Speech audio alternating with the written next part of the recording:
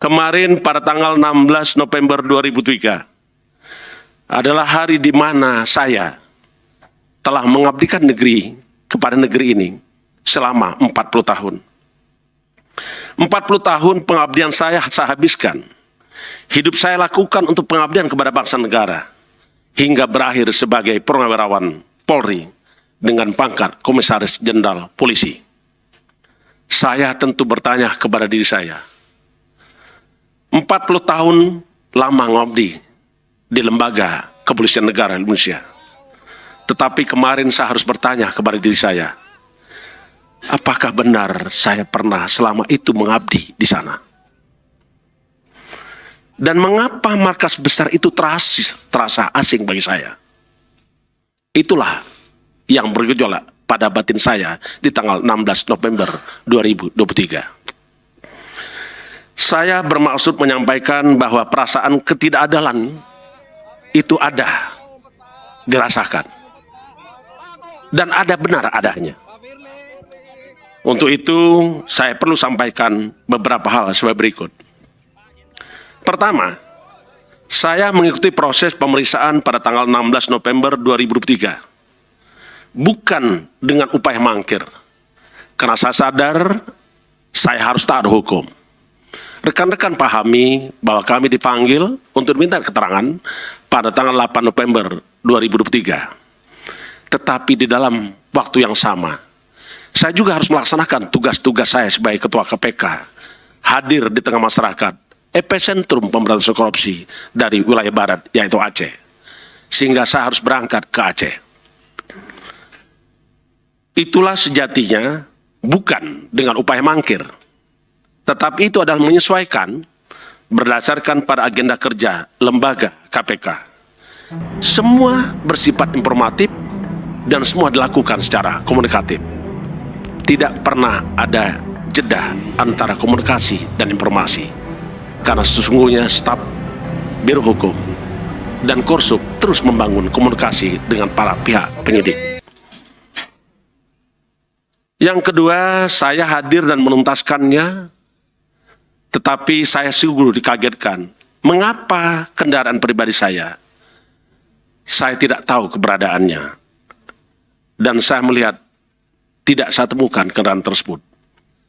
Sehingga seseorang menyampaikan kepada saya untuk meminjamkan mobil pribadinya kepada saya dan mengantar saya keluar dari tempat. Karena sesungguhnya saya ditunggu dalam kegiatan penting untuk menyelesaikan persoalan di KPK. Karena rekan-rekan paham bahwa pada hari itu KPK telah melakukan tangkap tangan terhadap oknum dari pihak Kejaksaan Republik Indonesia. Jamwas dan Direktur Penyidikan telah hadir di KPK sampai sore hari.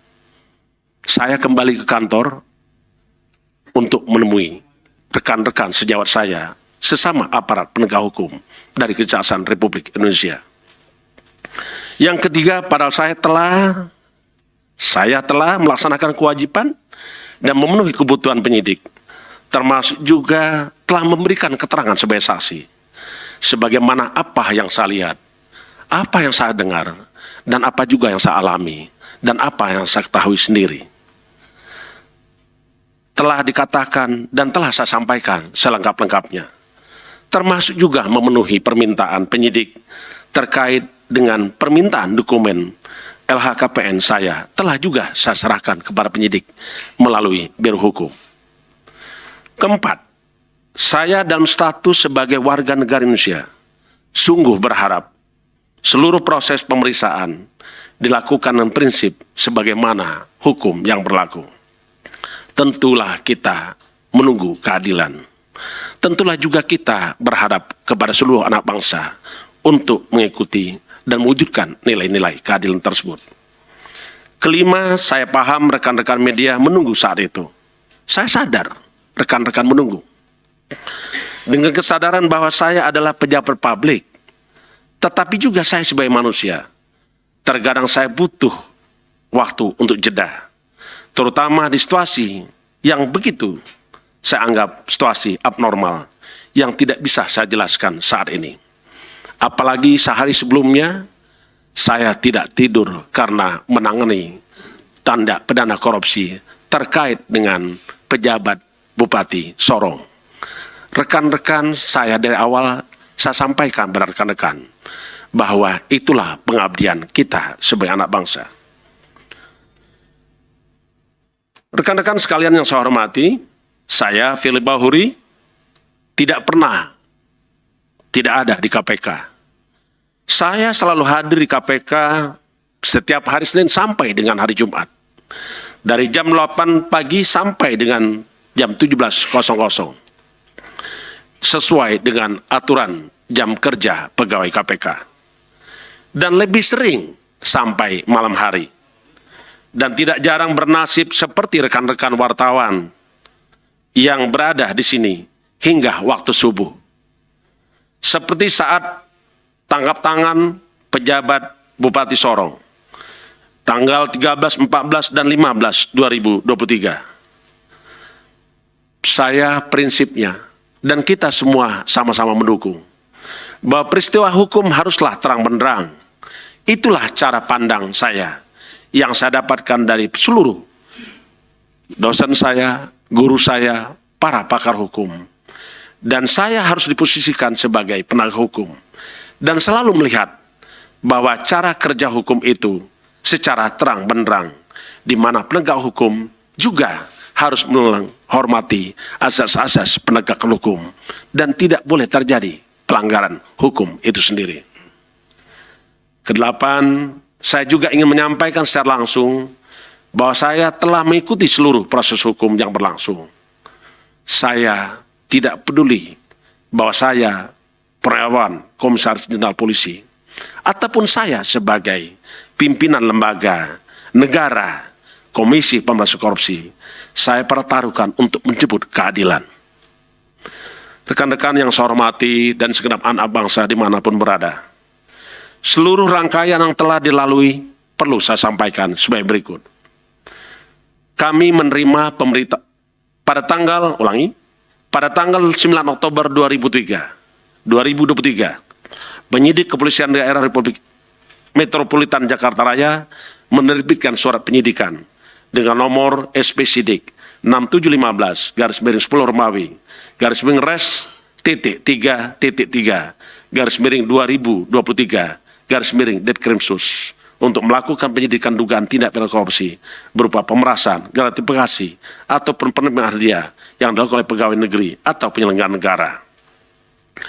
Bapak, ibu-ibu sekalian yang saya hormati, saya telah mengikuti dan telah diminta keterangan pada tanggal 24 Oktober 2003 dan kedua pada tanggal 16 November 2023. Pada pemeriksaan tanggal 24 Oktober 2023, saya membawa segenap dan sejumlah dokumen terkait dengan kegiatan rapat koordinasi dengan kementerian terkait pada tanggal 2 Maret 2022.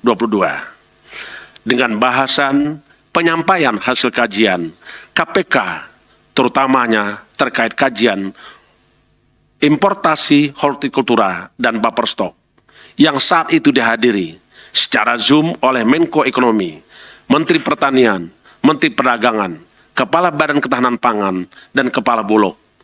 Tetapi dokumen tersebut tidak dilakukan penyitaan. Pada tanggal 26 Oktober 2003, penyidik melakukan penggeledahan ke rumah saya di Bekasi, Pilah Galaksi, yang dilaksanakan sejak pukul 11.00 sampai 15.35 WIB. Berita acara penggeledahan dengan hasil tidak ada barang bukti yang ditemukan. Di saat penggeledahan disaksikan oleh sejumlah pihak, termasuk ketua RT setempat, dan juga kami menerima surat izin penggeledahan yang saat itu tertuju dengan untuk 5 rumah. Sedangkan 3 rumah lain alamatnya salah dan bukan rumah saya. Rekan-rekan pasti mengikuti, ada 3 rumah yang menjadi sorotan, dianggap rumah Firly, padahal itu bukan rumah Firly. Bapak dan ibu-ibu sekalian yang kami hormati, tentulah para pihak yang memiliki rumah menyampaikan keberatan kepada saya. dan kepada yang melakukan penggeledahan. Sampai hari ini pun yang bersangkutan juga merasa tidak nyaman. Sedangkan kelima, sedangkan kegiatan geledah di rumah sewa saya di Kertanegara nomor 46, Jakarta Selatan, ada 3 barang bukti yang disita. Ulangi, ada 3 barang yang disita berupa kunci, gembok, dan juga keyless kunci mobil. Dan selama menjalani pemeriksaan dan sampai hari ini, barang yang disita saya tidak pernah melihat dan tidak pernah ditunjukkan kepada saya. Selanjutnya saya juga menyampaikan kepada rekan-rekan semua bahwa permintaan penyidik atas penyerahan LHKPN saya telah saya serahkan melalui Biro Hukum. Sampai hari ini, saya mendapatkan informasi dari pengacara saya bahwa sampai dengan saat ini sudah lebih dari 100 orang yang sudah dimintain keterangan sebagai saksi, termasuk juga kurang lebih 20 pegawai KPK yang telah dimintain keterangan, dan juga ada beberapa ahli yang juga dimintain keterangan. Tentulah juga KPK telah menyerahkan beberapa dokumen yang dimintakan oleh penyidik Polda Metro Jaya, dan itu pun sudah diberikan. Saya ingin sampaikan kepada rekan-rekan semua dan segenap anak bangsa yang saya hormati. Ini adalah season. Saya menganggap bahwa koruptor melakukan perlawanan dan serangan balik kepada KPK, kepada para pihak yang melakukan pemberantasan korupsi. Yang pernah saya sampaikan, dan tentulah kita kenal dengan sebutan when the corruptor strike back. Walaupun demikian, KPK tidak akan pernah lelah dan menyerah dalam rangka membersihkan negeri ini dari praktek-praktek korupsi. Kami segenap insan KPK sudah mewakafkan diri kami untuk pembebasan korupsi dari Republik ini. Bagi saya pribadi, saya tidak pernah merasa kecewa kepada siapapun juga. Termasuk saya juga tidak pernah kecewa kepada negara. Karena pada prinsipnya, negara ini membutuhkan pengabdian terbaik seluruh anak bangsa dan seluruh penegak hukum untuk tidak mundur dari suatu hadapan tentang kebatilan, terutama menghadapi serangan balik para koruptor. Spirit the cop dalam upaya pemberantasan korupsi yang telah kita bangun bersama Polri, bersama Kejaksaan Republik Indonesia, bersama Mahkamah Agung, Mahkamah Konstitusi, dan segenap aparat penegak hukum, serta seluruh elemen anak bangsa, juga akan terus dijalankan oleh KPK di dalam upaya membersihkan negeri ini dari praktek korupsi dengan segala proses apapun dan risikonya apapun. Kita ingat bahwa the biggest risk is not taking any risk.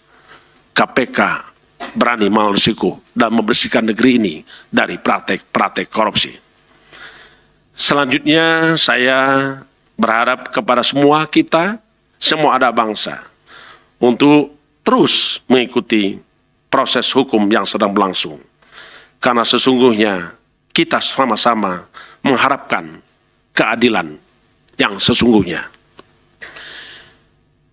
Melalui forum ini, kesempatan ini, saya menyampaikan jangan pernah menunda keadilan. Karena menunda keadilan sejatinya adalah ketidakadilan itu sendiri. Keadilan sungguh nanti oleh seluruh rakyat Indonesia. Dan saya juga menyampaikan pada kesempatan ini untuk teruslah kita mengawal dan menghormati azas-azas penegakan hukum. Di antaranya kita junjung tinggi azas praduga tak bersalah. Kita pun menjunjung tinggi kehormatan terhadap asasi manusia. Mari bersama KPK untuk mengawal Republik ini dari praktek-praktek korupsi, dan tentulah kita harus tuntaskan karena begitu banyak perkara korupsi yang masih banyak dan menumpuk.